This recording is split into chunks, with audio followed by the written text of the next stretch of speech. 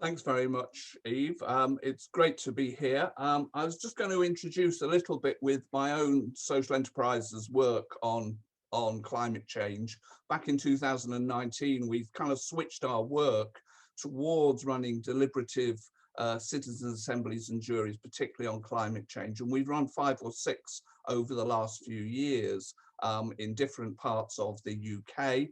And obviously there's recently, although we weren't involved, been the climate change citizens assembly in Scotland. So in 2019 we put together a sort of think piece which was called Our Money, Our Planet, and really it was looking at the opportunities for connecting together this deliberative wave, these deeply deliberative processes which involve random stratified groups of citizens who can really get to grips with an issue, a complex, wicked issue like climate change, but then try and link that in with participatory budgeting processes so that the recommendations that emerge from citizens can actually be implemented, and they see that there is a circle between their participation in these convened deliberative processes and then the wider participation of the general public through a participatory budgeting program.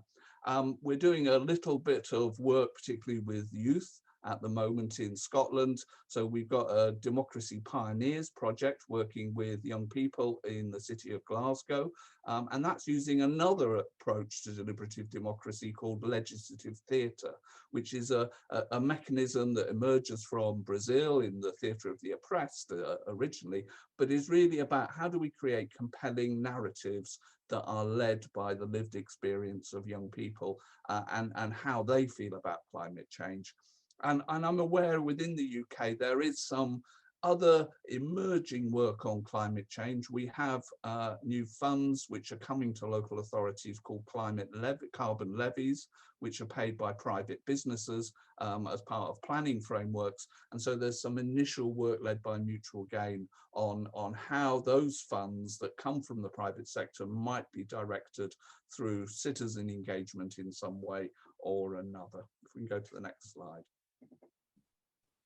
So PB's Scotland has been really active over the last 5 years, and it started from this really fundamental principle that was established from the Convention of Scottish Local Authorities, who were behind this democracy conference, a report a number of years ago, where they basically said the best people to decide the future of our communities are the people who live in those communities. So there was a very fruitful sort of fundamental policy framework established there that was about how the citizens of Scotland should be really actively involved in shaping the future of Scotland's development. Next slide, please. And so this is just a rough journey. So since 2015, when the Community Empowerment Act came in Scotland, there's a small map, there's 32 local authorities across Scotland.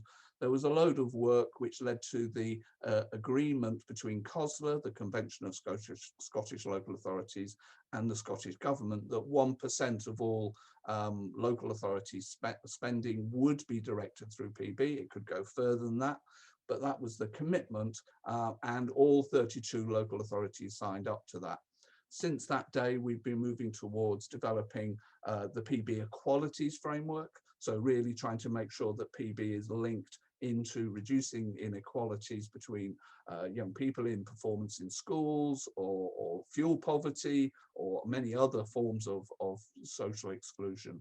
And in 2019, they developed the PB Charter for Scotland, which was co-produced with the members of the Scottish PB network.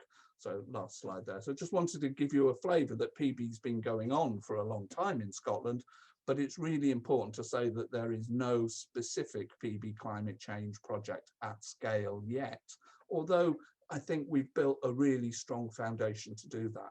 And that is hopefully a foundation which will be picked up and developed from the current Scottish Citizens Assembly on climate change, which only on the 24th of March this year put its interim report in front of the Scottish Parliament, where it called for decisive leadership and strong, impartial, cross-party collaboration and accountability.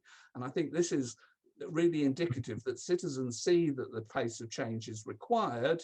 91% of the members of that citizens assembly said that we should be empowering communities to be able to develop localized solutions to tackle climate change.